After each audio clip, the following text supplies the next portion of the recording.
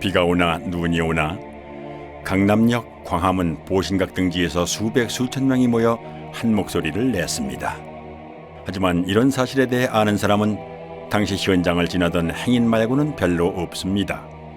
이들은 왜 거리로 나왔고 언론은 왜 여기에 대해 보도하지 않는 걸까요?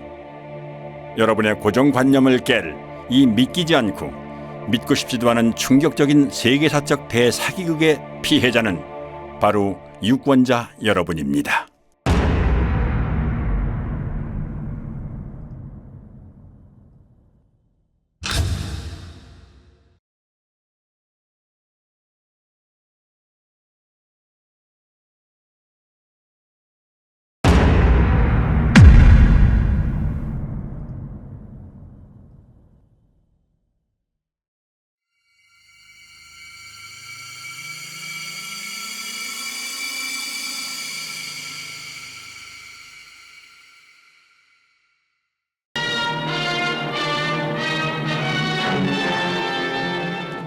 (1971년) 대통령 선거에서 패한 김대중은 부정선거를 주장합니다.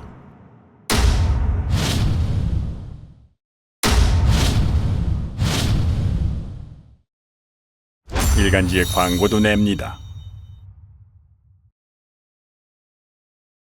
직선제가 부활한 1987년 대선에서 패한 김영삼과 김대중 역시 광고까지 해가며 부정선거를 부르짖습니다.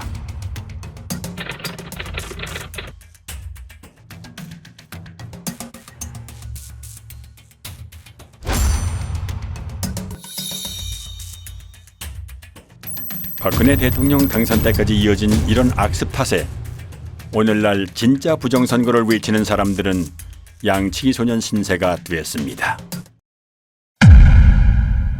총선을 1년 앞둔 시점, 대통령 선거에서 우리가 재집권을 함으로써 앞으로 100년 한반도 평화를 가져오는 이 발언이 있고 3개월 뒤 더불어민주당의 싱크탱크인 민주연구원의 양정철 원장이 중국 공산당 중앙당교와의 협력 방안을 논의하기 위해 3박 4일 일정으로 중국을 방문했습니다.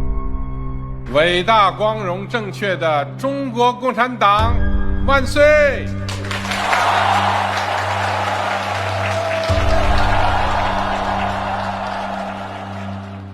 그는 자유민주주의와 프롤레타리아 일당 독재 체제 사이에 어떤 공유할 만한 가치가 있다고 판단한 걸까요?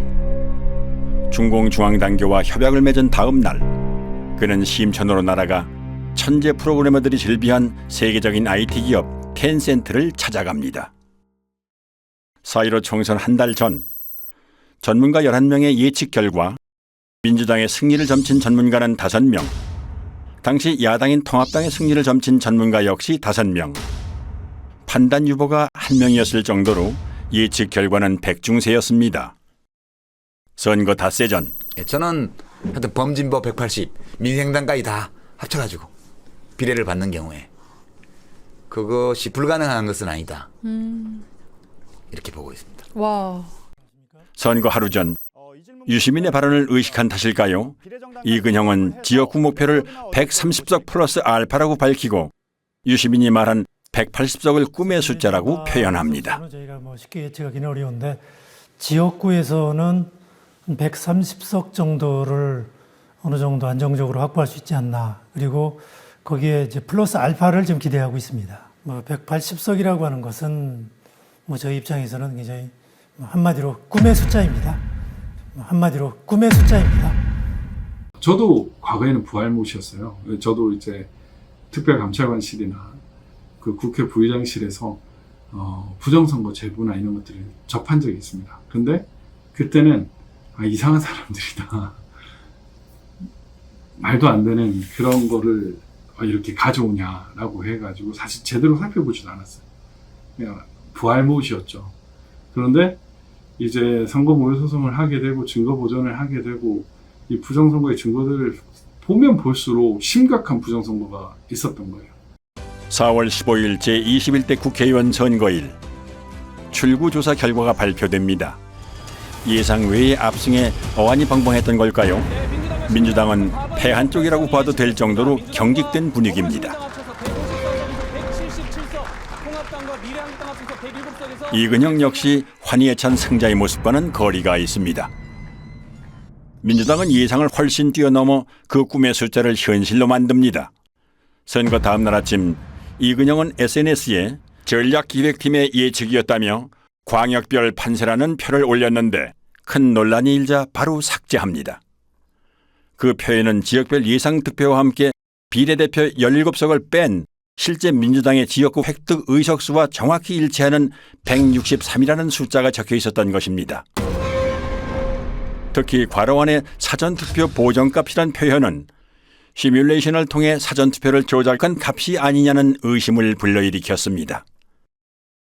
실현 불가능하다던 꿈의 숫자를 그는 왜 예측이라고 하며 갖고 있었을까요? 더불어민주당이 미래통합당을 누르고 압승했습니다. 민주당은 지역구와 비례대표 의석을 모두 합해서 전체 의석의 5분의 3인 180석 선을 넘겼습니다. 16년 만에 단독 과반을 차지한 것을 뛰어넘어서 사실상 개헌을 제외한 거의 모든 안건을 단독으로 처리할 수 있게 됐습니다. 유례 없는 공룡 여당이 탄생한 겁니다. 반면 미래통합당은 비례정당까지 합해서 개헌 저지선인 101석을 턱걸이로 방어하는 참패를 당했습니다. 그런데 민주당 대선의 1등 공신인 양정철은 예상대로 나온 결과가 무엇이 그리 엄청나고 두려운지 입술까지 파르르 떱니다. 너무 엄청난 결과를 만들어 주셔서 무섭기도 하고 두렵기도 하고 너무 엄청난 결과를 이근영도 비슷한 말을 자주 남깁니다. 선거를 대승리로 이끈 이들은 대체 무엇이 그리 두려웠던 걸까요? 저도 선거를 한 30년 이상 분석을 했지만 이렇게 압도적으로 여당이 승리할 거라는 거는 전혀 예측 못했습니다. 예. 투표는 크게 선거일 전에 하는 사전투표와 선거일 당일에 하는 당일투표로 나누어지지요. 그런데 선관위에서는 투표소 내의 모든 CCTV를 가리도록 규정하고 있습니다. 이 때문에 전국의 투표소는 투표자 수 부풀리기나 기타 의심할 만한 불법 행위에 대해 사후 확인조차 할 수 없게 되어 있는 사각지대입니다. 2018년 지방선거와 2020년 국회의원 선거의 투표자를 비교해 볼까요? 당일 투표자는 고작 13만여 명 늘어난 반면 사전투표자는 무려 310만 명이라는 기형적인 증가를 보입니다. 당일 투표자가 1%도 안 되게 늘어난 반면 사전 투표자는 36% 가까이 증가한 것입니다. 여기에 선관위가 발행한 유권자 의식조사는 의미 있는 방증을 하나 더 제공해 줍니다. 4.15 총선에서 투표를 한 사람만을 대상으로 행한 이 조사에서는 사전투표와 당일투표 중 어느 쪽을 했는지를 물었습니다. 이런 문항은 정치 성향과 무관하고 굳이 허위로 답할 이유가 없으므로 신뢰도가 높다고 할 수 있습니다. 공식 개표 결과에서는 사전투표 비율이 40%대였지만 설문조사에서는 고작 29%밖에는 안 됩니다. 여기서 당일 투표자 수는 상대적으로 덜 조작됐을 것으로 추정되므로 실제 투표자 수와 차이가 없다고 가정할 때 당일 투표를 한 1,724만여 명이 전체 투표자의 70.9%이므로 전체 투표자의 29.1%를 차지하는 사전 투표자 수는 1,174만여 명이 아니라 707만여 명이 나옵니다. 무려 466만여 명, 65.9%가 부풀려졌다는 얘기가 됩니다. 한편 부천 신중동 사전투표소의 투표자 수는 18,210명이었습니다. 이는 평균 4.7초당 1명이 투표했음을 의미하는데요. 코로나 때문에 발열 체크, 장갑 착용 등의 추가 절차까지 있던 상황임을 고려할 때 과연 가능한 투표 속도였을지 의문스럽습니다. 게다가 사전투표소는 당일투표소보다 훨씬 적어 비율로는 당일투표소가 4곳일 때 사전투표소는 1곳꼴이었습니다. 사전투표소보다는 당일투표소가 집 가까이에 있을 확률이 훨씬 높죠. 따라서 부득이한 경우가 아니라면 집 근처에 당일투표소를 놔두고 굳이 먼 사전투표소까지 찾아가는 고생을 사서 할 사람이 얼마나 될까요? 그것도 코로나가 한창인 시기에 말이죠. 이쯤 되면 투표소의 CCTV를 가린 여러 이유 중에는 실제 투표하러 오는 인원수를 파악하지 못하도록 하기 위함도 있지 않았을까 의심이 됩니다. 총선 직후 투표지를 삼립방 상자로 운반하는 장면이 포착돼 논란이 일기도 했습니다. 가능성은 크게 두 가지입니다. 다량의 가짜 투표지 혼입으로 인한 상자 부족, 또는 가짜 투표지를 채워놓은 상자. 어느 쪽이든 삼립방 상자가 직전 총선에 비해 3배 가까이 비상식적으로 증가한 사전투표자와 연관이 있다는 사실만은 분명합니다. 표 부풀리기는 실물뿐만이 아니라 디지털로도 이루어집니다. 수상한 정황은 충남 부여에서 목격됐습니다. 당시 현장의 개표 참관인들은 다음과 같이 진술합니다.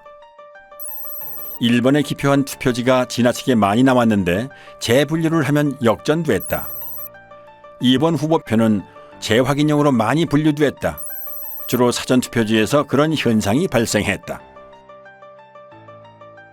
개표 사무원은 참관인들의 항의에 못 이겨 전자개표기와 연결되어 있는 노트북을 재부팅하고 개표기를 리셋했습니다. 그러자 1번 후보표가 많이 나왔던 처음 결과와는 상반되게 2번 후보표가 많이 나온 것입니다. 이런 이유 때문에 부자랄들은 투표지 분류기라는 용어 대신 전자개표기라는 용어를 사용합니다. 상당히 저조해요. 전반적으로 지금 개표가 어떻게 진행되고 있습니까? 최첨단 전자개표기 960대를 도입하여 960대의 그 전자개표기가 투표지를 분류하면 2002년 도입 당시 자랑스럽게 불리던 전자개표기라는 명칭은 슬그머니 바뀝니다. 멀쩡한 전자개표기를 투표지 분류기라고 부르는 건 법률상 전자개표기는 재보궐, 지자체 선거 등 작은 규모의 선거에만 쓰도록 현행법이 정해져 있기 때문에 전국 규모의 선거에도 전자개표기를 쓸 경우 불법이 되므로 굳이 투표지 분류기라고 부르는 것입니다. 그런데 비례대표 선거를 수개표했음에도 불구하고 개표 시간은 이전 총선에 비해 불과 1시간 36분, 20.4%밖에는 늘어나지 않았습니다. 투표자 수가 19.2% 증가한 점을 감안하면 수개표와 별반 차이가 없습니다. 대체 무엇 때문에 쓰는 기계인지 의문스럽습니다. 참고로 2024년 총선에는 길이 47cm의 투표지까지 사용할 수 있는 신형 전자개표기가 도입됩니다. 전자개표기를 이용한 미심쩍은 조작 방법은 또 있습니다. 투표지를 분류할 때 전자개표기와 연결되어 있는 노트북 화면에서는 투표지가 한 장씩 스캔됨을 확인할 수 있는데요. 무작위로 섞여 있는 투표지에서 한 후보의 표만 계속 나올 수는 없으므로 정상적인 상황이라면 기표도장이 이렇게 왔다 갔다 해야 됩니다. 그런데 잠시 후 민주당 후보의 표만 계속 스캔되는 믿지 못할 광경이 목격됐습니다.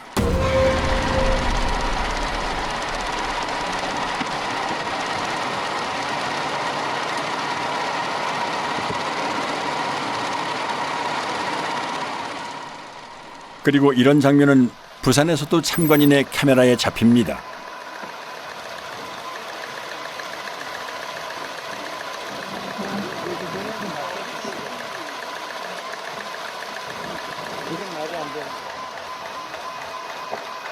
이제 하체계부가 들어가. 선별을 해놨나 봐요.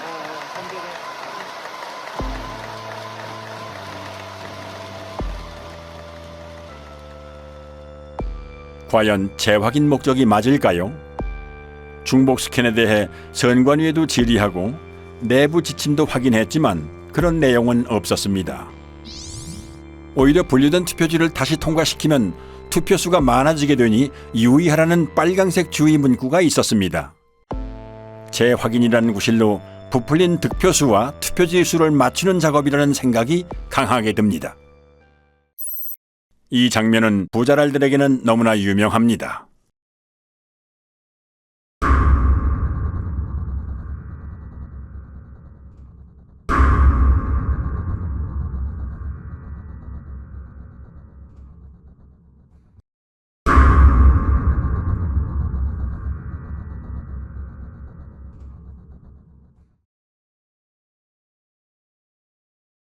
그리고 이 개표소에서는 빳빳한 투표지, 이른바 신권 투표지도 목격됩니다. 투표 사무원 손 타고 투표함에 넣을 때 접히고 접히지 않더라도 안에서 하중에 눌리고 개표소 테이블에서 눌리고 이리저리 휩쓸리고 개표 사무원 손까지 타는 투표지가 이렇게 흐트러짐이 없이 신권 지폐 같을 수가 있을까요? 이 밖에도 곳곳의 개표소에서는 전혀 접힌 흔적이 없는 역대 최장의 비례대표 사전투표지와 롤 용지로 출력되므로 절단면이 매끈할 수밖에는 없음에도 불구하고 절단면이 거친 관외 사전투표지 다발 등 상식적으로 납득할 수 없는 투표지들이 목격됐습니다. 전북 전주에서는 교부된 투표용지 수보다 투표함에 넣은 투표지 수가 10장이 더 많이 나온 해괴한 일도 있었습니다. 해명할 방법이 없는 선관위는 이 어처구니 없는 숫자를 지금까지도 홈페이지에 그대로 게재해놓고 있습니다.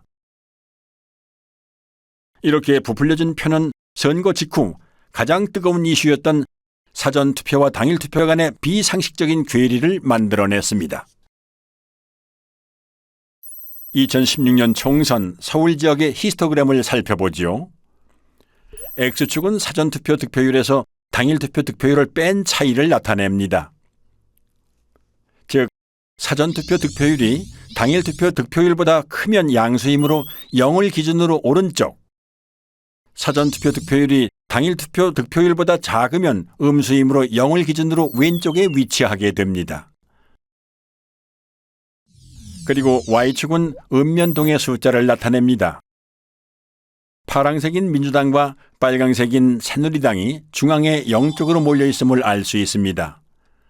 사전투표와 당일투표의 차이가 크지 않다는 의미입니다. 그럼 2020년 4.15 총선 때의 그래프를 볼까요? 좌우가 대칭된 데칼코마니입니다. 민주당은 모두 양수 쪽에 있으므로 모든 지역에서 사전투표 득표율이 당일 투표보다 더 높았다는 의미이고, 반대로 통합당은 모두 음수 쪽에 있으므로 모든 지역에서 사전투표 득표율이 더 낮았다는 의미입니다.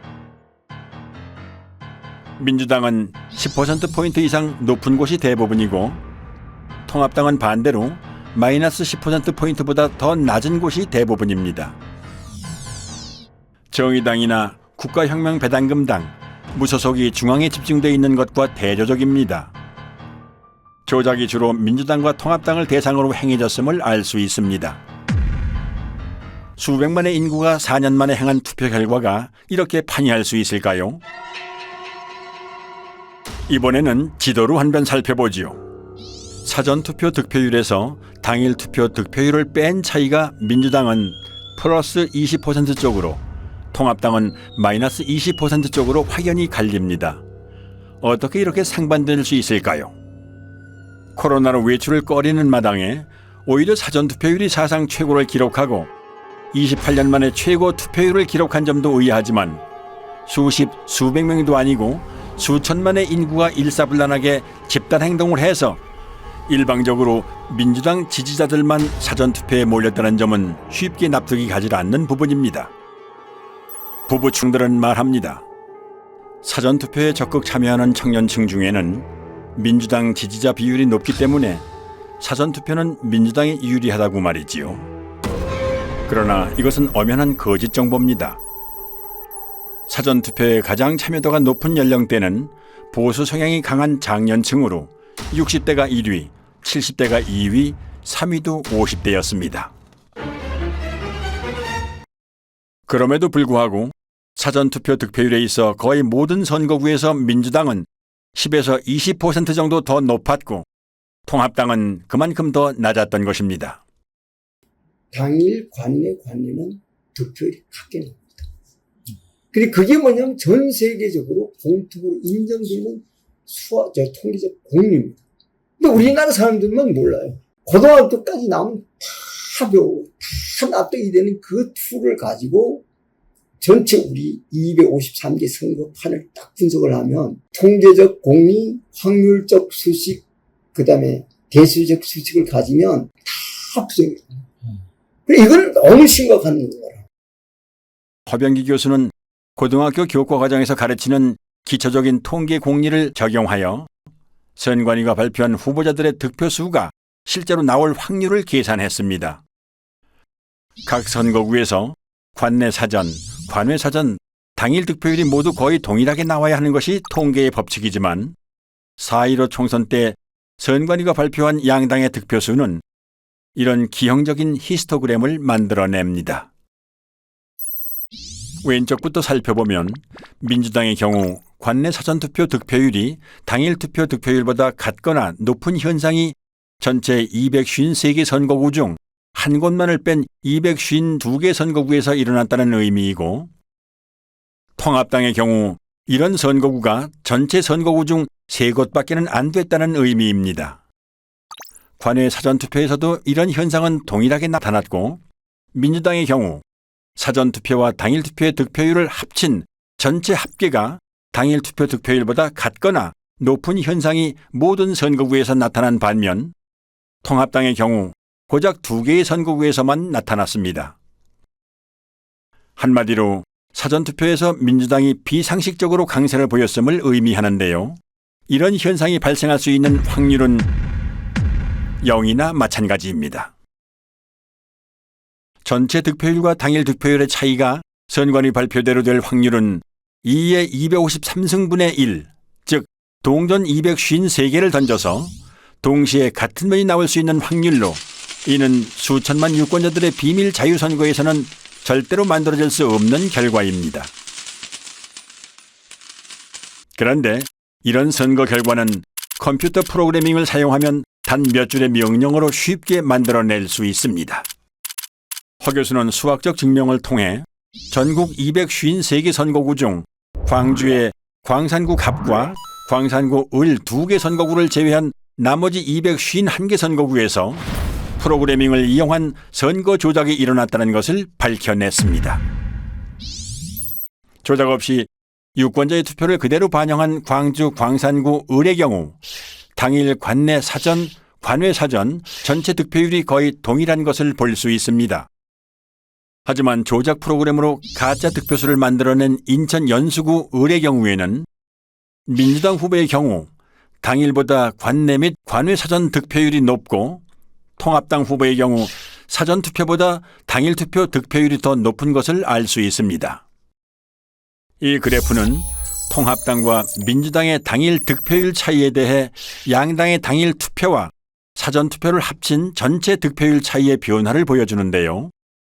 따라서 X축과 Y축이 모두 양수인 일사분면은 통합당이 당일투표에서 이기고 당일투표와 사전투표를 합친 전체 득표에서도 이긴 경우, 이사분면은 당일투표에서 지고 전체 득표에서는 이긴 경우, 삼사분면은 당일투표에서 지고 전체 득표에서도 진 경우, 사사분면은 당일투표에서는 이기고 전체 득표에서는 진 경우를 의미합니다.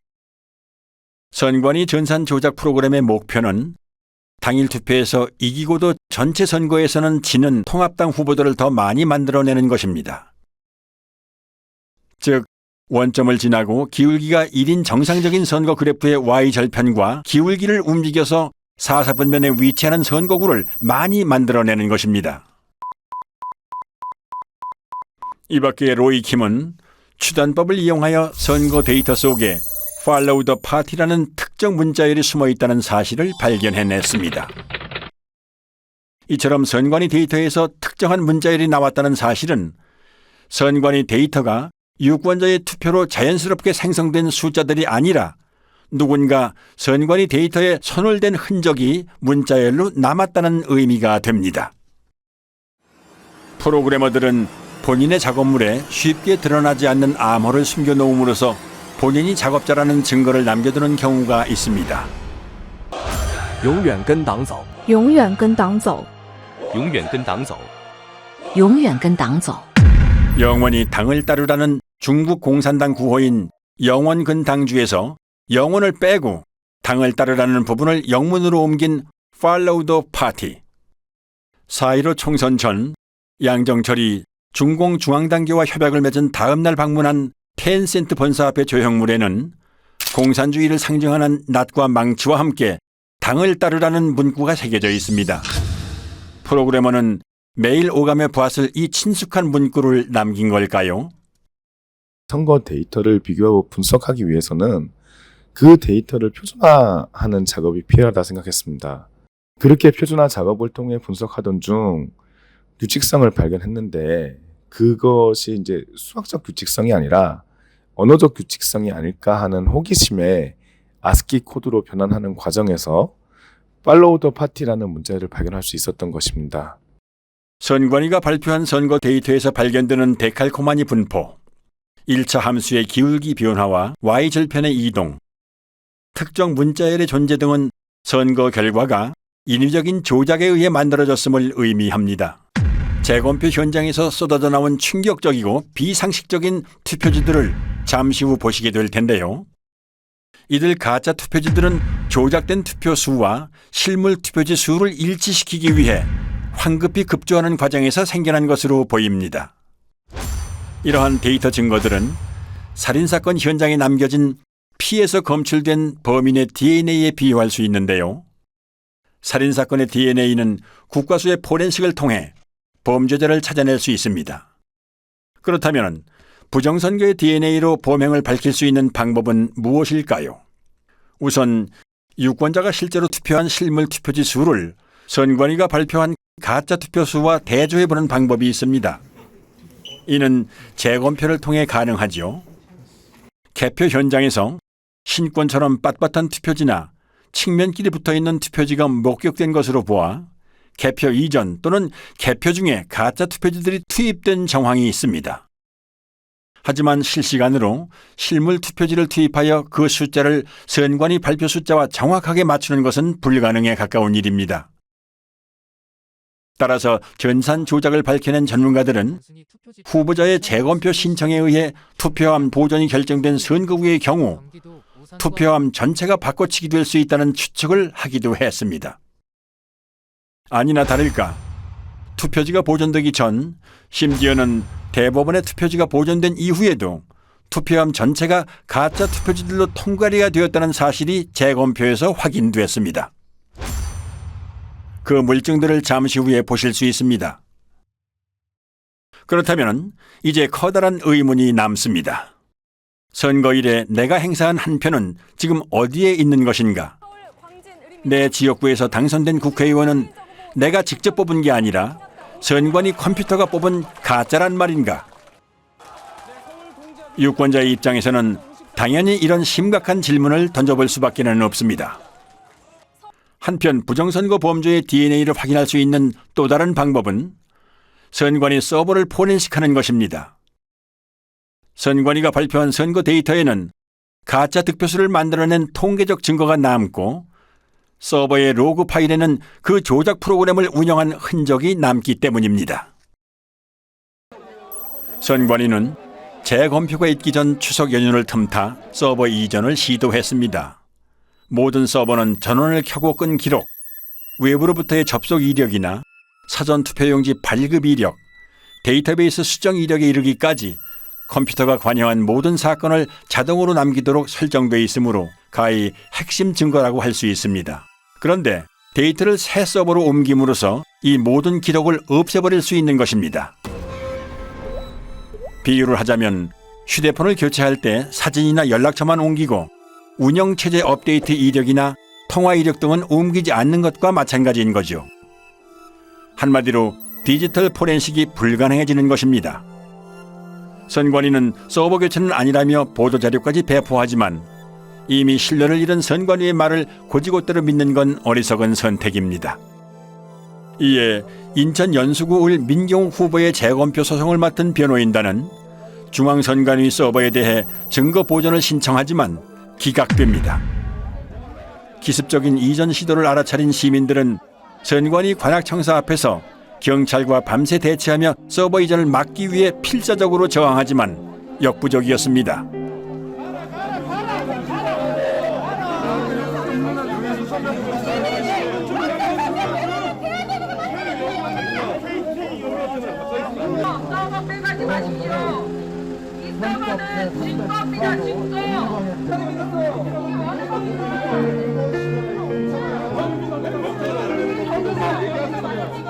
부정선거 부정선거를 밝히라는 국민들 체포해가고 있습니다.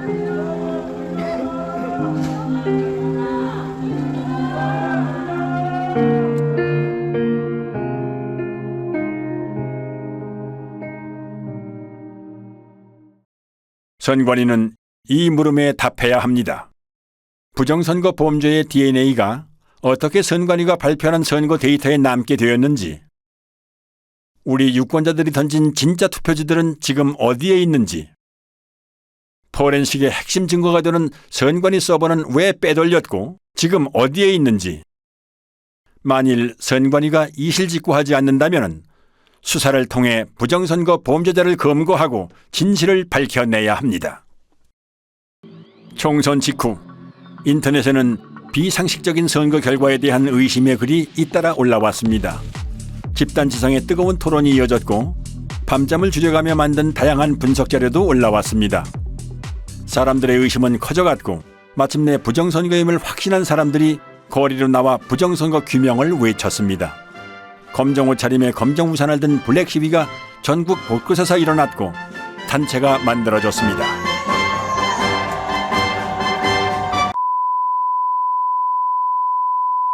그러나 일부 군소 언론과 소수의 유튜브 채널만이 제 목소리를 낼 뿐 절대 다수의 언론 매체들은 침묵했습니다.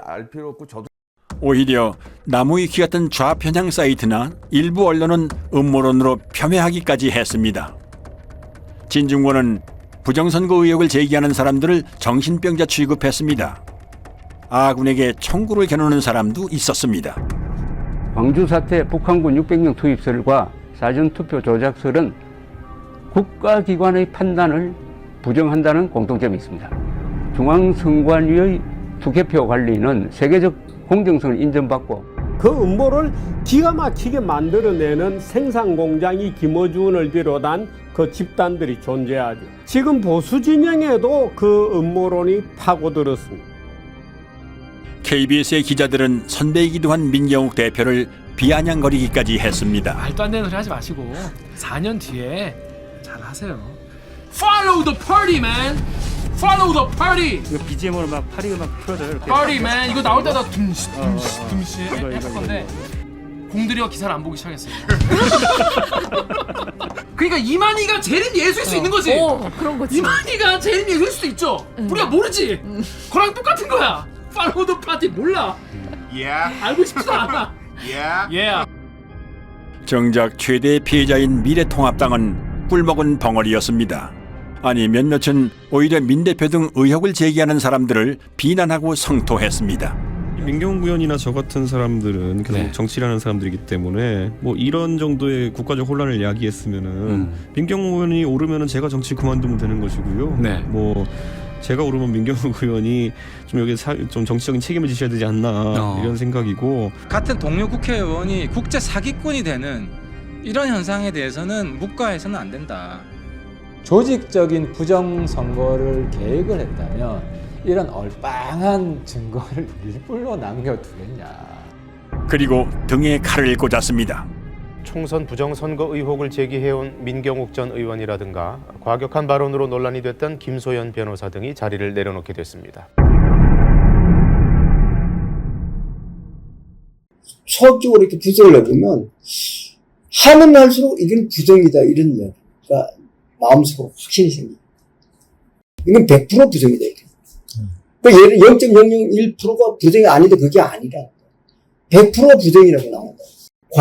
관내 당일이 일어날 여기 선거 이번에 4.15 선거가 일어날 확률을 계산해 보면 몇 경분이 이래 돼요.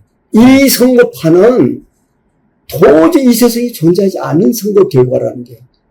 다음 사실을 보면 4.15 총선은 그들의 놀이터였습니다. 공직선거법에는 선거비용 보전에 관한 규정이 있는데요.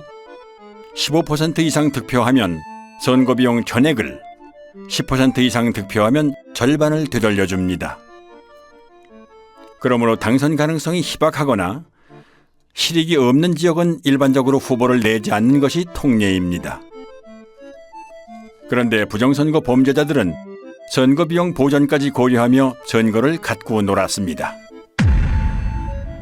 통합당의 경우 253개 선거구 중 236개의 선거구에만 출마하여 224명이 보전을 받았습니다. 반면 민주당은 절대 열세 지역인 대구 경북을 포함하여 253개 모든 선거구에 후보를 냈고 전원이 보전을 받았습니다. 그것도 한 명만 반액을 보전받고 나머지 252명은 전액을 보전받았습니다. 그리고 그 한 명도 300여 표만 더 얻었다면 전액을 보전받을 수 있었습니다. 계산착오였을까요? 아니면 돌발 상황이 발생했던 걸까요? 참고로 2016년 총선의 경우 민주당은 253개의 선거구 중 235개의 선거구에만 후보를 냈고 이 중 231개 선거구에서만 보전을 받았습니다. 경기도 구리시 개표장에서 참관인으로 활동했던 이종원 씨는 색상이 다른 투표지들을 수상하게 여겨 선관위 직원에게 이의를 제기했지만 묵살당합니다. 그래서 경찰에 다시 신고하지만 선관위가 경찰의 진입까지 막았고 그 와중에 타인에게 건네받은 기표 안 된 투표용지 6장을 민경욱 대표에게 제공하는 공익 제보를 합니다. 신고를 했었습니다. 경찰이 개표 참관까지 들어와서 확인하는 중 선관위 사람으로 보이는 사람들한테 쫓겨났습니다. 그 중에 누군가가 저한테 의혹이 있으니 이것도 신고를 하세요 하고 주셨던 투표 용지가 제가 우리 옆에 계시는 민경 의원님한테 전달하게 된 동기입니다. 앞으로 사법기관이라든지 검찰이라든지 특별히 선관위라든지 이런 데 조사에 응해서 성실히 제가 조사할 용의가. 결국 이 의인은 절도를 했다는 누명을 쓰고 구속수사까지 받은 끝에 1년 6개월이란 긴 기간을 복역합니다. 의심스러울 때는 피고인의 이익으로 판단한다는 형사법의 대원칙을 뭉개버린 엽기적인 판결이었습니다.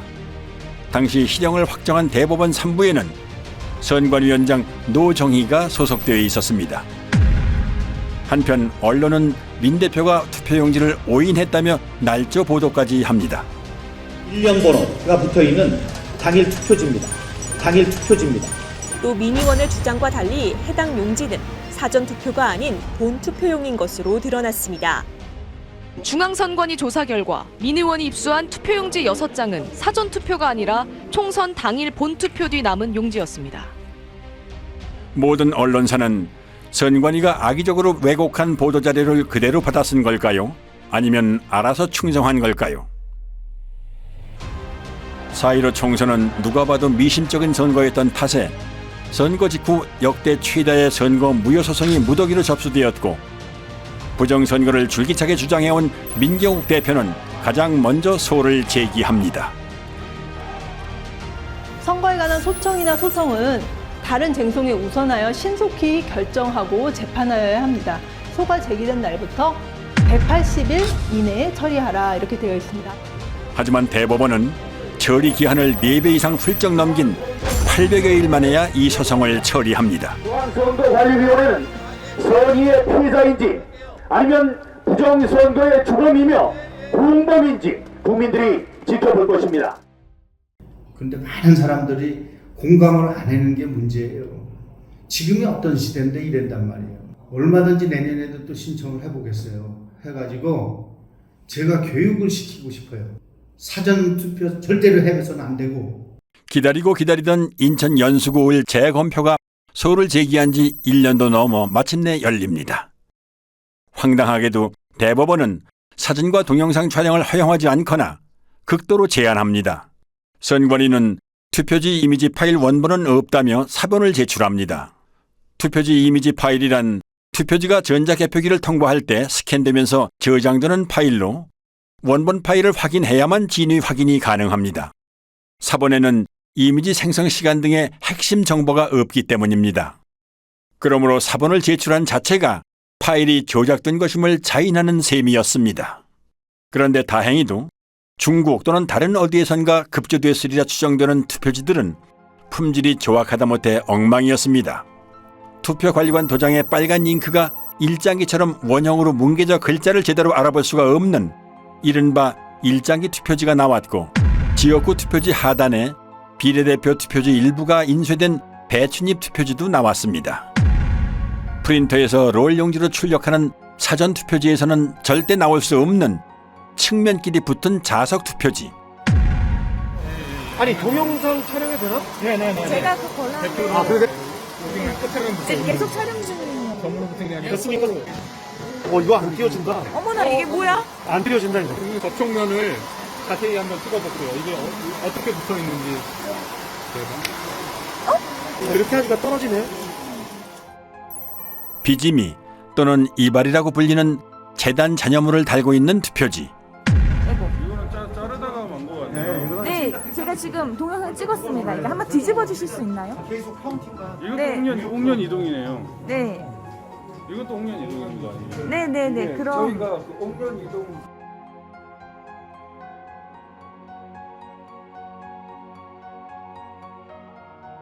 인쇄소에서 쓰는 접착제인 머리풀, 일명 댄너리풀이 측면에 붙어있는 투표지와 이 접착제가 투표지 면에 묻어 서로 들러붙은 투표지. 그래서 이게 한번 뜯어봅니다. 네, 뜯어볼게요. 안 띄워지네 이게. 그냥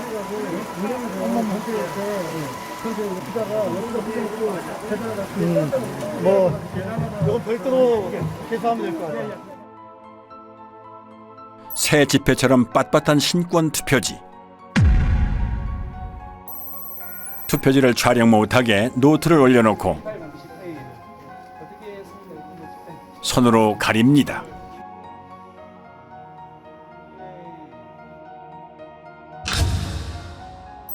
한쪽 여백이 아예 없는 것으로도 모자라 기표란 일부가 잘려나간 투표지. 테이프로 보수한 투표지. 스캔한 투표지를 다시 인쇄한 흔적.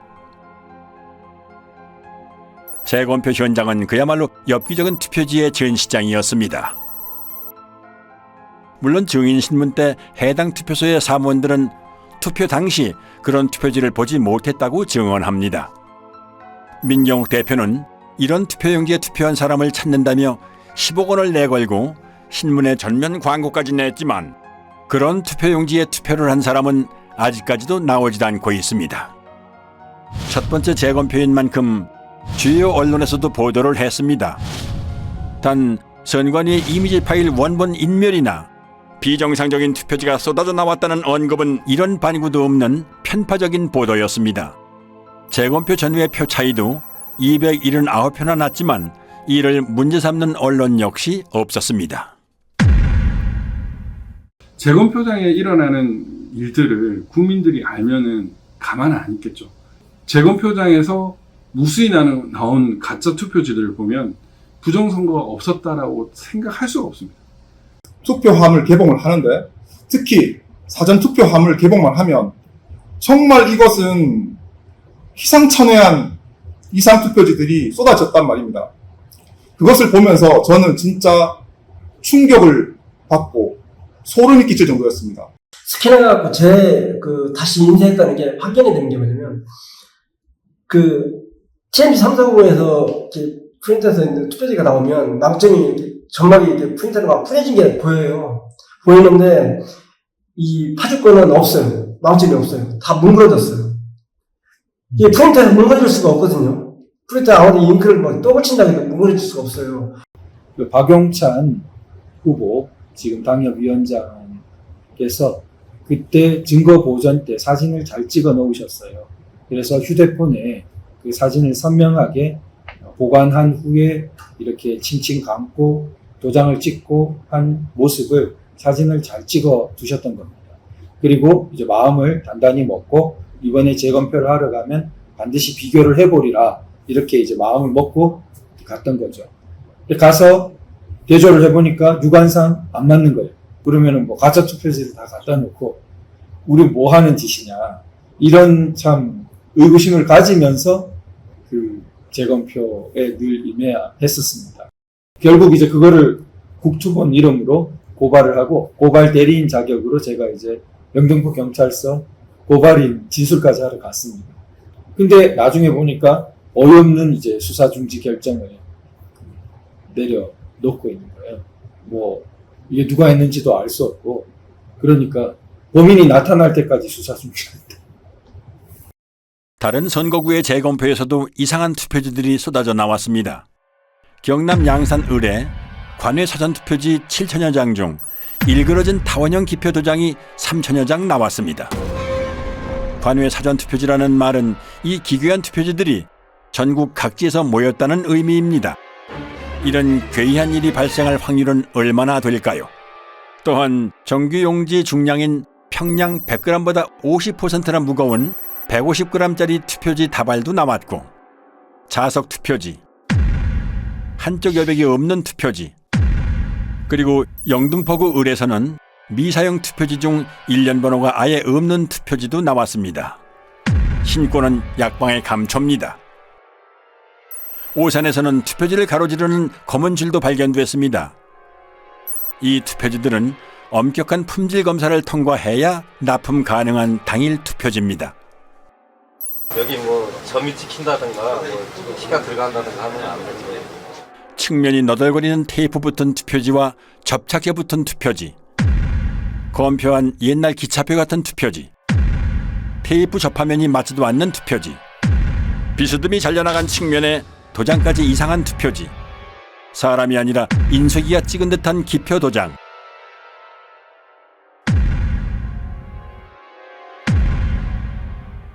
측면에 붙어있는 머리풀,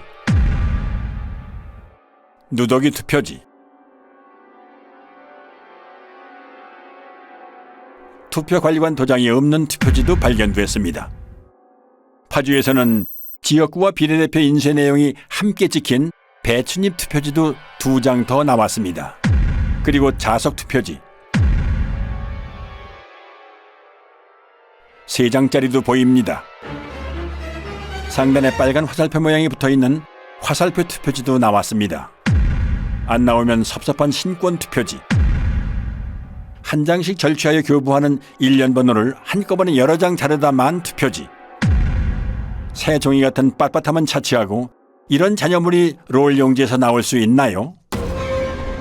여기에 투표용지는 분류 시 종이가 걸리는 것을 방지하기 위해 종이가 접힌 후 원 상태로 회복하는 기능이 적용된 특수 재질을 사용하고 있습니다. 접힌 자국이 없는 투표지가 돈다발처럼 묶여 다량 발견된 것이 선거 결과 조작의 증거는 될 수 없습니다. 선관위의 궤변대로라면 이런 투표지들은 모조리 가짜 투표지가 되겠군요.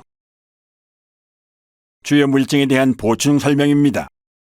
화살표 투표지는 QR코드가 있으므로 사전투표지입니다. 사전투표용지는 롤 용지를 사용해 출력하죠. 롤 끝에는 용지가 풀리지 않도록 고정하는 스티커를 붙여놓는데 이 부분이 그대로 사용된 것입니다. 얼마든지 재발급이 가능한데 굳이 이런 투표용지를 교부할 사무원이 있을까요? 일장기 투표지는 투표관리관이 손수 도장을 날인하는 당일 투표지입니다. 관리관이 사용하는 도장은 잉크가 내장돼 있어 인주가 불필요한 만년 도장인데요. 아마도 사용법을 모르고 인주를 묻혀 찍는 바람에 일장기에 붉은 원처럼 도장이 뭉개진 투표지입니다. 참고로 일장기 도장은 송도 이동 제6투표구의 총 투표지 1974장 중 1000장 이상이 나왔습니다. 1000장을 날인하려면 무려 6시간이나 걸리는데요. 물론 그 긴 시간 동안 그런 도장을 찍은 사람도, 그런 투표지에 투표를 했다는 사람도 나타나지 않았습니다. 정상의 투표용지라면 좌우 여백이 균등해야 합니다. 선관위가 팩트체크라는 이름으로 올려놓은 영상부터 보시죠. 투표용지의 좌우 또는 하단 여백이 불균형하게 인쇄된 투표용지가 발견됐다는 의혹이 일면서 이게 유조 투표지 대량 인쇄의 증거라는 주장이 있었는데요.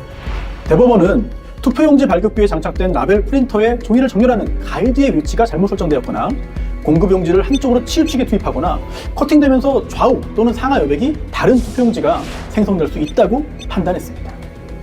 투표지 위조는 없었다. 선거 이슈 팩트체크였습니다. 선관위 직원들은 선거 여러 날 전에 투표용지를 모의 출력해보고 사전투표 전날에도 최종적으로 모든 프린터에서 모의 출력을 실시하여 이상 유무를 점검한 뒤 프린터를 봉인합니다. 그리고 사전투표 당일 아침 봉인을 제거한 후 그 설정 그대로 사용합니다. 게다가 모든 투표용지의 폭은 100mm 불변이므로 위치를 한 번 설정해 놓으면 가이드에는 아예 손을 댈 필요가 없습니다. 그런데 이런 투표지가 나올 가능성은 얼마나 될까요? 그리고 이 프린터는 이렇게 소형 라벨까지 출력하기 때문에 좌우가 1mm만 틀어져도 불량품이 될 수 있으므로 가이드가 움직이지 않도록 고정해주는 레버가 있습니다. 올리면 풀림 상태, 내리면 잠금 상태가 되지요. 그런데 선관위는 여기 한술 더 떠 아예 레버를 글루건으로 고정을 시켜놓고 사용해왔음이 확인됐습니다. 레버 위에 반투명한 물질이 접착제입니다. 조금 전 선관위의 해명 동영상에도 레버 위에 접착제가 확인됩니다. 아무리 좌우 여백을 다르게 찍고 싶어도 찍을 수 없는 프린터를 가지고 그런 어이없는 여백 불량 투표용지를 찍어냈다고 사기를 친 겁니다. 더욱이 제조업체 매뉴얼에는 노랑 부분이 인쇄 영역이고 좌우 여백이 각각 2mm라고 명기되어 있습니다. 실제로 투표용지의 가장자리에는 바탕색이 인쇄되어 있지 않음을 알 수 있습니다. 그렇다면 이런 투표용지는 대체 어디에서 어떻게 찍어낸 걸까요? 그럼 마지막으로 배춧잎 투표지 선관위 영상부터 보시죠. 지역구 사전투표용지 하단에 비례대표 사전투표용지 내용 일부가 인쇄돼서 마치 배춧잎처럼 보이는 투표지가 발견되었고 이게 대량 유조투표용지 투입의 증거라는 주장이 있었습니다. 이때 지역구 투표용지가 완전히 배출되지 않은 상태에서 투표용지를 받기 위해 출력 부분에 손을 대고 있는 경우 지역구 투표용지가 안쪽으로 밀리면서 하단의 비례대표 투표용지 내용의 일부가 겹쳐서 출력될 수 있다는 사실이 대법원 재판 감정 과정에서 확인됐습니다. 그리고 이건 선거 무효소송 때 선관위 측에서 재연 가능하다면서 제출한 영상입니다.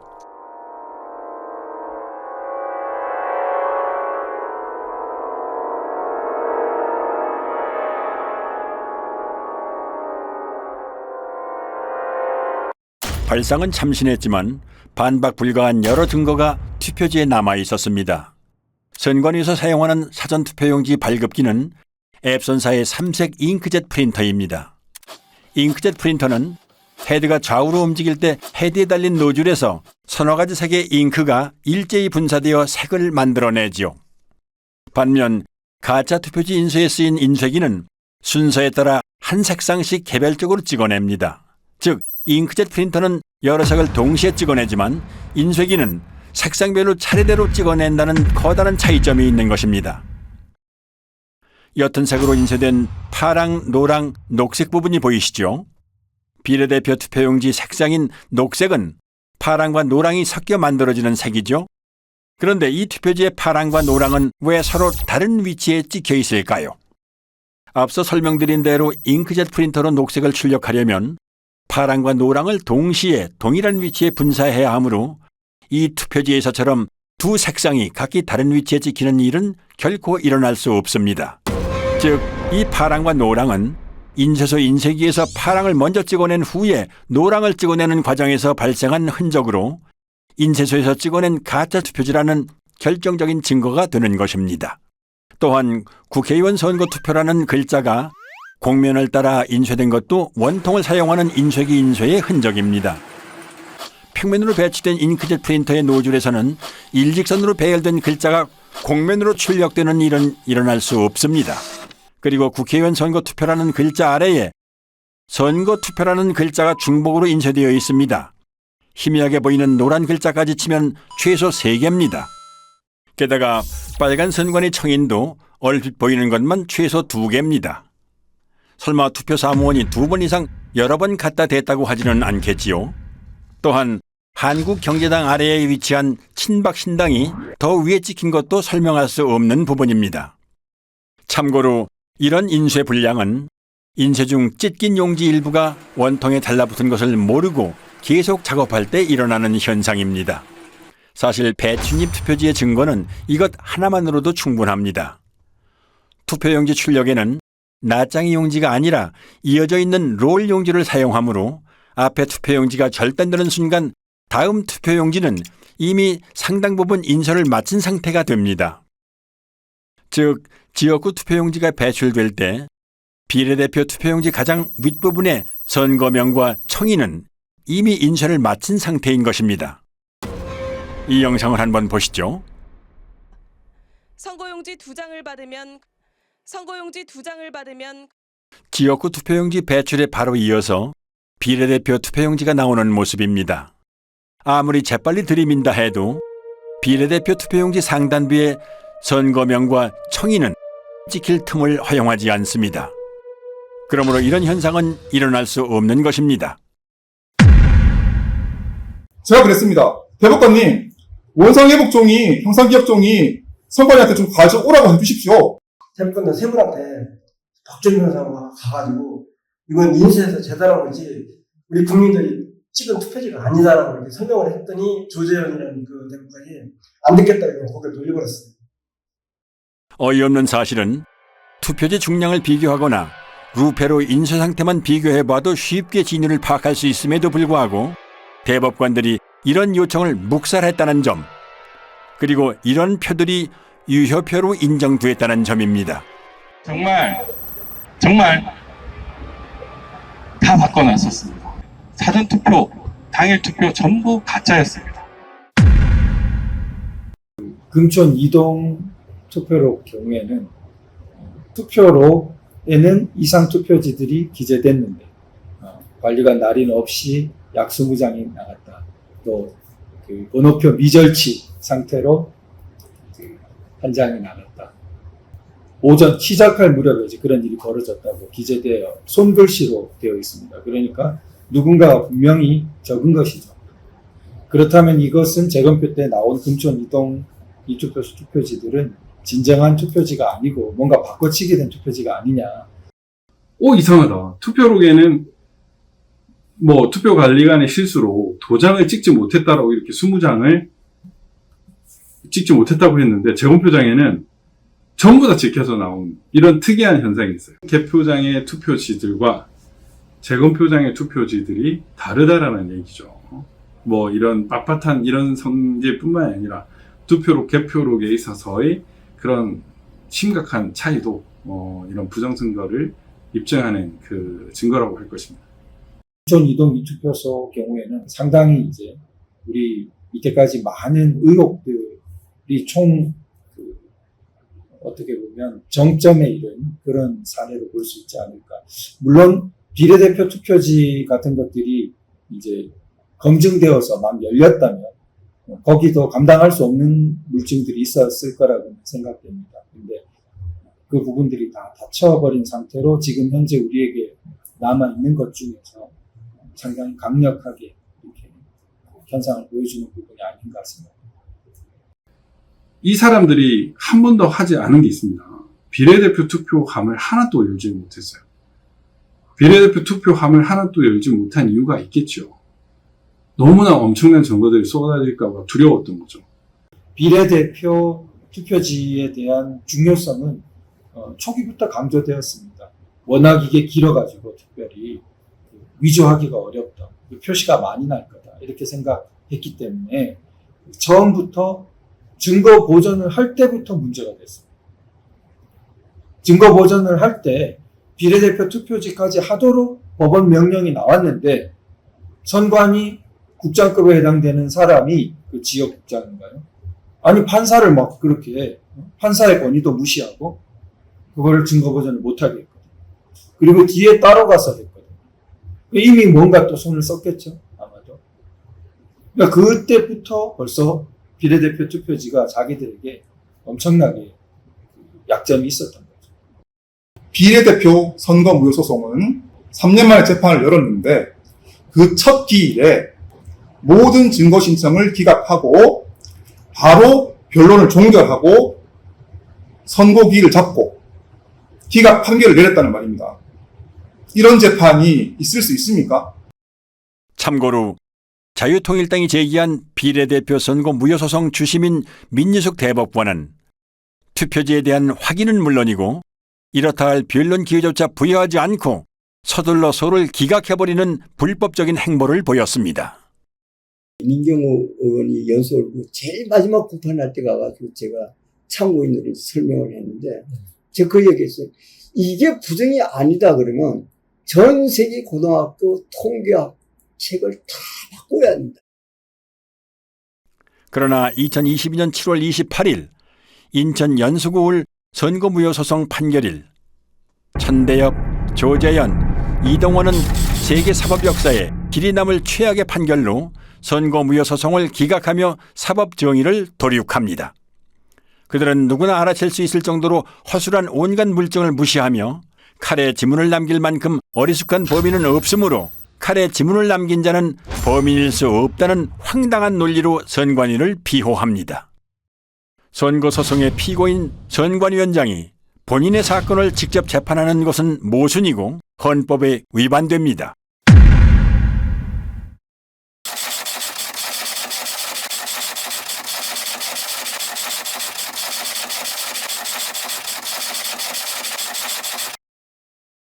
(4월 15일) 총선 선거무효소송을 기각했습니다. 법원의 판단을 존중합니다. 지난 2년간 우리 사회는 부정선거 논란으로 국민적 불신과 갈등이라는 엄청난 사회적 비용을 치러야 했습니다.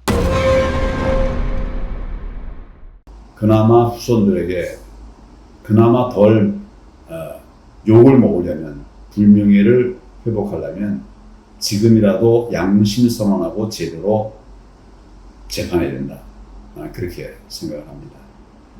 사전투표지나 당일투표지를 불문하고 모두 다 법원에 제출하기 이전에 선관위가 발표한 후보별 득표수에 맞춰가지고 투표자들이 던진 투표지를 모두 다 파쇄 내지 소각 처리하고 인쇄소에 새로 만든 투표지들을 투입해가지고 법원에 제출했기 때문에 빳빳한 신권다발 투표지라든지 배춧잎 사전투표지라는 이런 부정투표지가 나온 거 아닙니까?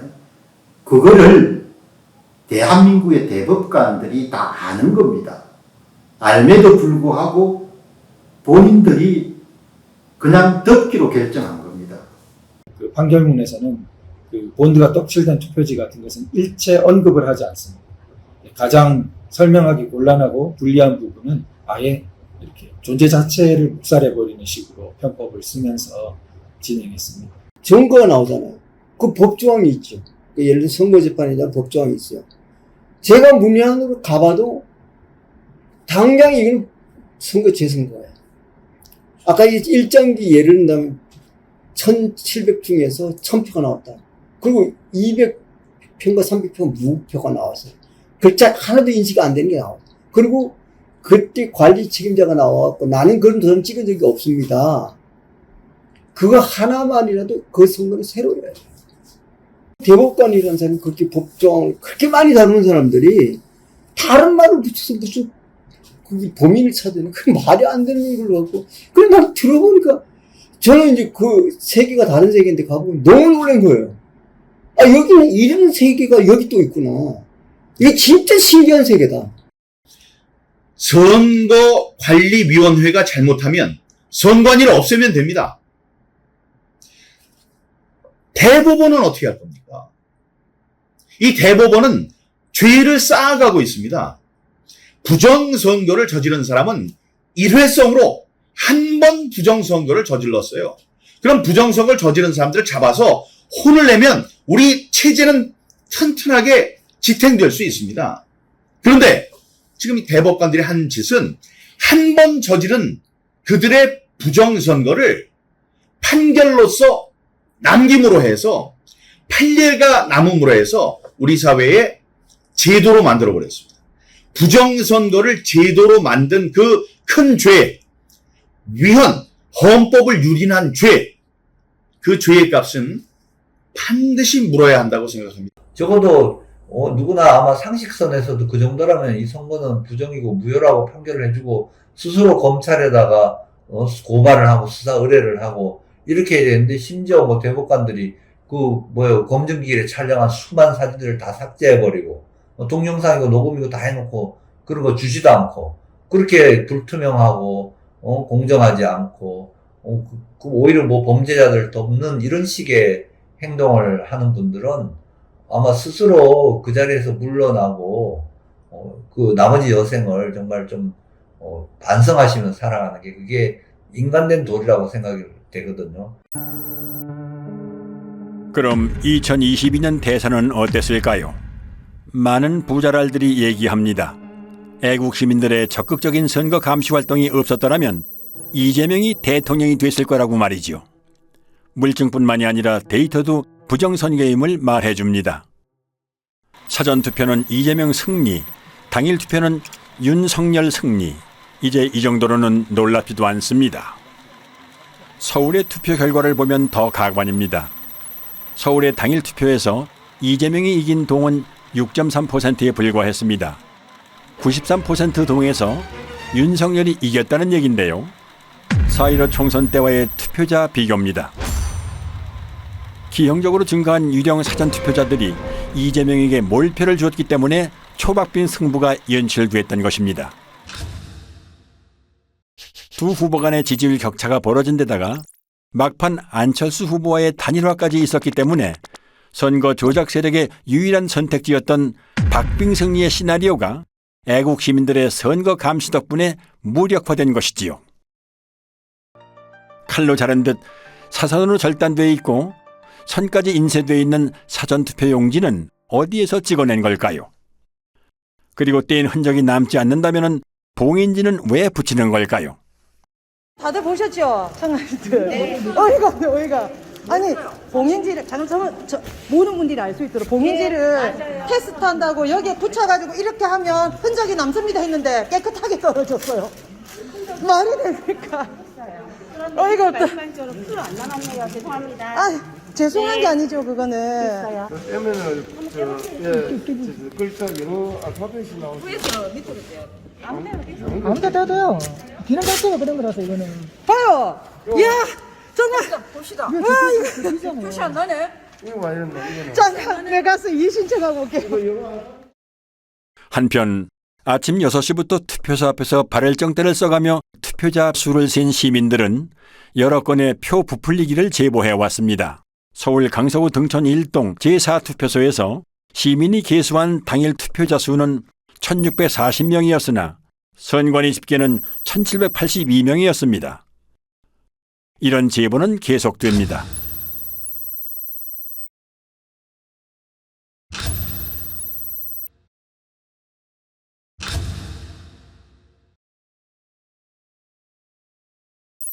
국민의 참정권 유리는 정권이 바뀐 후에도 여전히 계속되고 있습니다. 결정권자인 윤 대통령이 부정선거를 수사하라는 그런 지시만 내려주면 순식간에 밝혀질 수 있을 거라고 생각하고요. 이 투표지들을 보면 3구 대선에 이어 치러진 6.1 지방선거 또한 부정이 아니라고 말 못합니다. 이재명이 출마한 인천 계양구 올 국회의원 보궐선거의 빳빳한 당일 투표지들,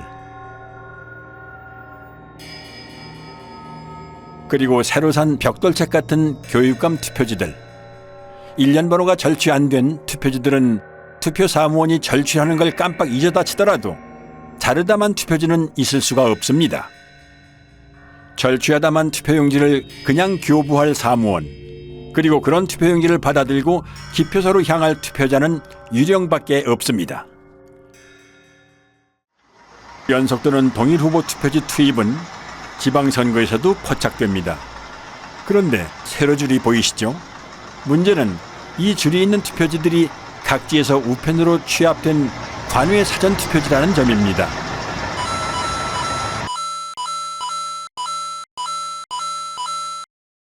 눈 깜빡할 사이에 줄이 있는 투표지 10장이 연속으로 지나갔습니다. 경자 위에 희미하게 짧은 줄이 있는 첫 번째 투표지에는 죽전 이동이라고 찍혀 있는 것 같군요. 두 번째, 세 번째, 네 번째 투표지는 정자 이동이 찍혀 있는 듯합니다. 다섯 번째는 서현 일동으로 보이는군요. 여섯 번째 투표지는 판독이 힘든데요.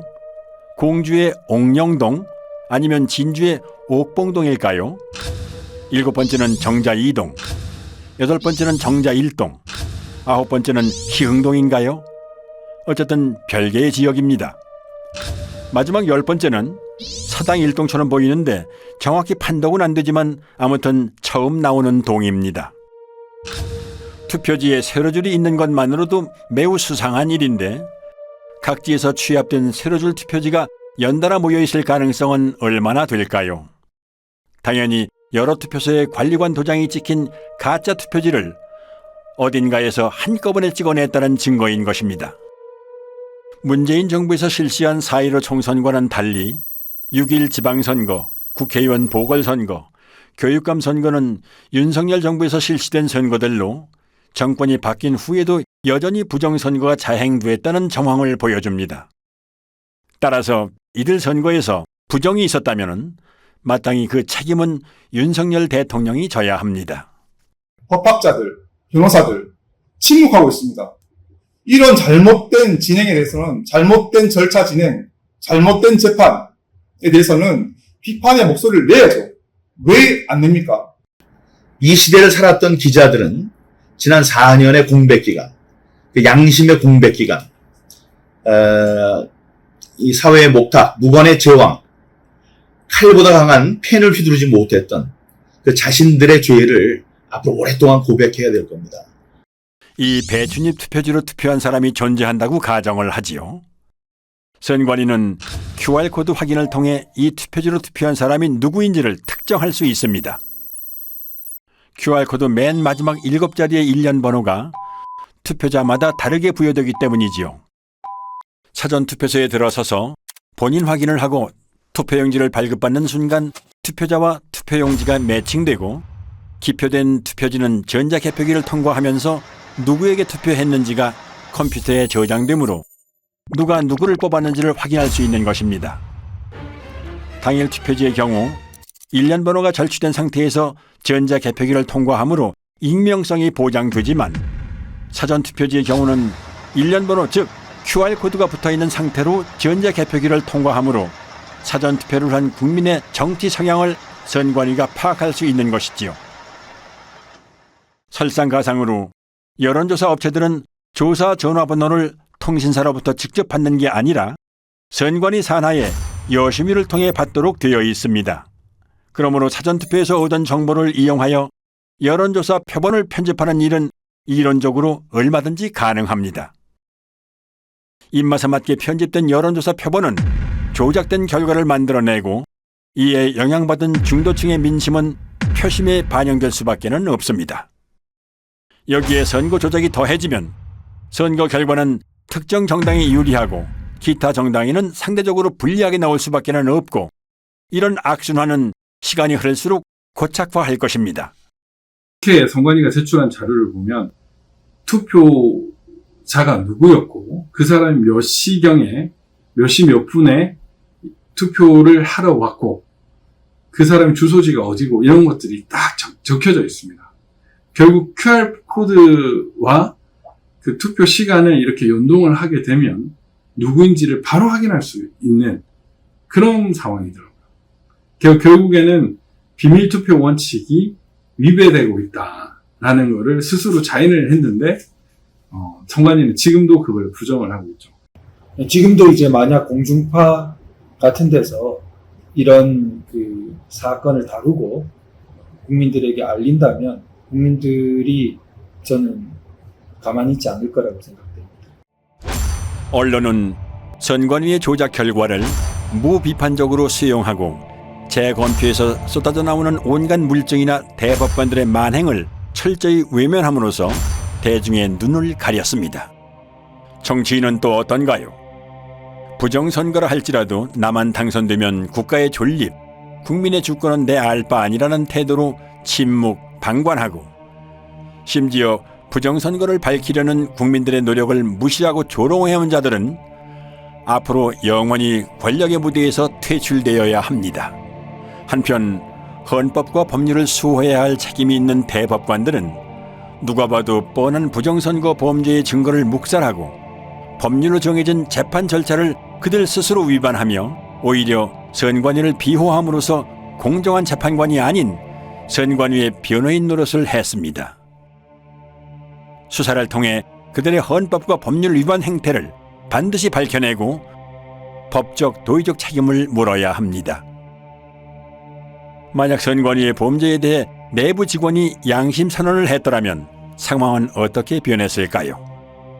양심 선언이 없었더라도 통계학과 등 학계가 소신에 따라 부정선거를 외쳤더라면 학계가 비겁했더라도 언론이 제 목소리를 냈더라면, 언론이 입을 닫았더라도 정계가 부정선거를 부르짖었다면, 정계가 외면했더라도 대법원이 양심에 따라 판결했더라면, 대법원이 범인과 한몸이더라도 온 국민이 들고 일어났더라면 상황은 어떻게 바뀌었을까요?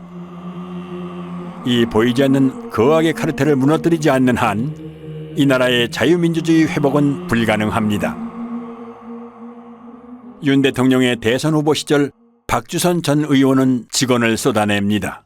모든 갖가지 증거를 종합해 볼 때 부정선거가 광범위하게 자행이 됐다 하는 의혹을 지을 수가 없습니다. 실제로 검토 결과 몇 장의 투표용지를 보니까 경악을 금할 수가 없었습니다. 재작년 4.15 총선 때 사전선거가 좀 부정 의혹이 있지 않는가 걱정을 많이 하고 계시는 거 알고 있습니다. 부정선거를 만약에 획책한다면 이 나라에서 살 수 없게 해야 되지 않겠습니까? 윤 대통령도 뭐 평생 검사 생활 하시던 분인데 저는 그분이 이제 살아온 이력이라든지 맡은 바 이런 걸 통해 가지고 이런 걸 그냥 묵인하고 넘어가지는 않으라고 생각되거든요. 그리고 기대를 많이 합니다. 하고 다만 이제 워낙 큰 일이라서 신중하게 정치적으로 뭔가 잘 해야 되겠죠. 그래가지고 정말 나라가 혼란 없이 이렇게 불의와 부패한 데 관여된 사람들은 지위 고하를 막론하고 일단 그 직에서 배제하고 또 조사해가지고 그 응당한 책임을 처벌을 받도록 하고 또 그 제도는 다시 개혁을 해가지고 국민들 누구나 이렇게 신뢰하는 선거제도를 다시 마련해야 될 거로 생각합니다. 윤석열 대통령은 대선 후보 시절 유세에서 한 약속을 지켜주기 바랍니다. 비상식적인 통계적 증거와 숱한 물증이 나왔음에도 수사에 착수하지 않는다면 정부 수반 또한 공범입니다. 부정선거의 줄임말인 부선은 단순한 말줄임 외에 유권자 스스로가 뽑는 선거가 아니란 의미도 있습니다. 당선된 최고인민회의 대의원들을 다음과 같이 보도한다. 제2로 만경대 선거구 한송구 북한이나 다름없이 선관위가 당선자를 결정짓는 선거. 부선은 좌우의 문제가 아닙니다. 정상과 비정상, 준법과 범법, 정의냐 불의냐의 문제입니다. 헌법기관인 중앙선거관리위원회는 대체 국민을 얼마나 우습게 보았길래 이런 상상 불가한 사기극을 꾸밀 수 있었을까요? 부정선거 사용. 특정 정치 세력이 선관위하고 야합이 돼가지고 30년, 50년 장기 집권을 한다고 한번 생각해 보시기 바랍니다. 나라에 뭐가 남겠습니까? 선거가 무너진다는 것은 모든 질서가 다 무너지는 것이고, 그러면 이제 선거를 장악한 사람들 뭘 원하겠습니까? 자기들끼리 해먹을 거 아닙니까? 자기들끼리 해먹기 위해 가지고 결국은 외세와 결탁하게 될 것이고, 그 외세가 결국은 중국 공산당이 될 거 아닙니까? 우리가 체제를 유지할 수가 없는 거죠. 이거를 한국 사람들이 그냥 묵인하고 넘어가겠다. 뭐 그럼 노예로 사는 겁니다. 예. 여론 조작으로도 모자라 국민의 참정권까지 도둑질하는 보고도 믿기지 않는 사상 최악의 범죄 카르텔. 체제의 근간을 위협하는 이 거악의 범죄 집단을 해체하고 다시 정상적인 자유민주주의 국가를 되찾기 위해 부정선거는 하루빨리 규명되고 재발 방지를 위한 대수술에 착수해야 합니다. 1960년 3.15 부정선거에 분노한 중고등학생, 대학생들이 정확히 한갑자를 돌아 60년의 세월이 흐른 2020년 힘들게 지켜온 자유민주주의가 무너질지도 모른다는 위기감에 또다시 거리로 나오셨습니다. 백발의 등도 굽었지만 나라를 염려하는 뜨거운 마음만은 60년 전 그대로 간직한 채 거리로 나오셨습니다. 이제는 60여 년 전 거리로 나온 청년들에게 빚을 갚아야 할 때입니다. 4.15는 발음나는 대로 의미를 부여한다면 이렇게 쓸 수 있습니다. 역사상 으뜸가는 오점, 영원히 지워지지 않을 커다란 오점이 남았습니다. 세상은 부정선거 같은 일이 어떻게 있을 수 있느냐는 듯 마냥 평화로워 보이지만 지금 우리가 살고 있는 곳은 국민 주권을 유린한 거악의 부정선거 카르텔이 국회의원을 만들고 대통령을 만드는 끔찍한 독재 국가입니다. 나는 헌법을 준수하고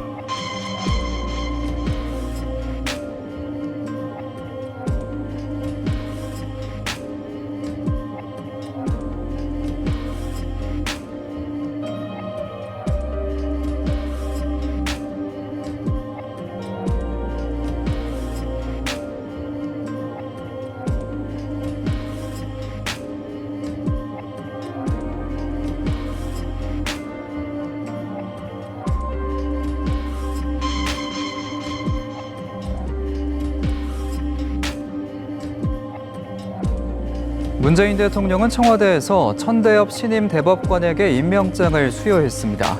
문 대통령은 환담에서 평생을 모범적으로 살아온 법조인이자 사법부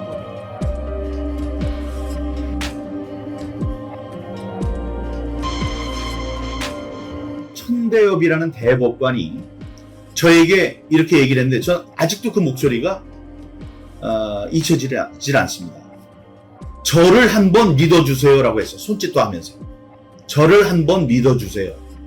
안타까운 것은 우리 국민들이나 변호사들, 법조인들은 메이저 언론에서 보도를 해주는 것만을 사실이라고 인식하는 그런 경향이 있습니다.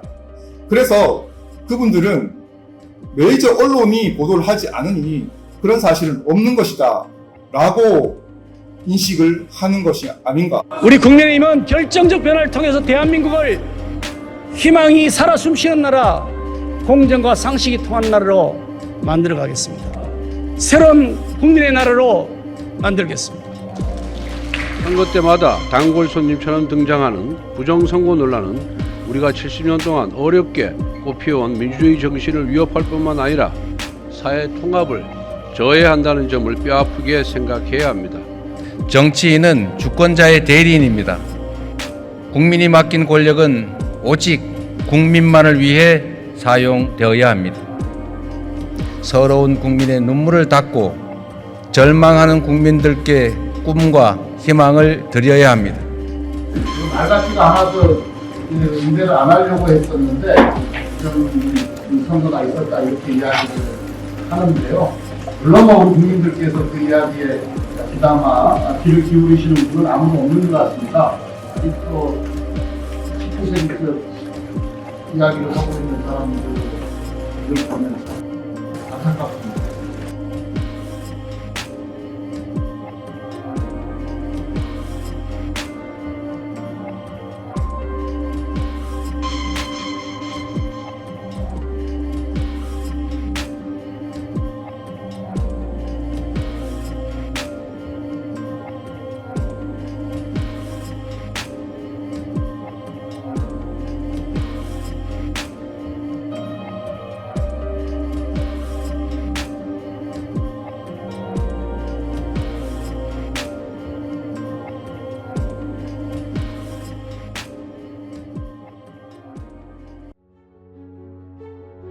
수사를 통해 부정선거의 진상을 규명하고 관련자를 처벌하고 잘못된 선거 제도를 뜯어고쳐 우리의 권리를 되찾고 나라를 바로 세울 것인가? 아니면 부정선거 카르텔에 우리의 주권을 통째로 빼앗긴 채 우리 자녀들까지 대대손손 그들의 노예로 살게 할 것인가? 이제 이 나라의 주권을 가진 우리가 선택하고 행동에 나설 차례입니다. 헌법의 문구를 다시 상기합니다. 대한민국의 주권은 국민에게 있고 모든 권력은 국민으로부터 나온다.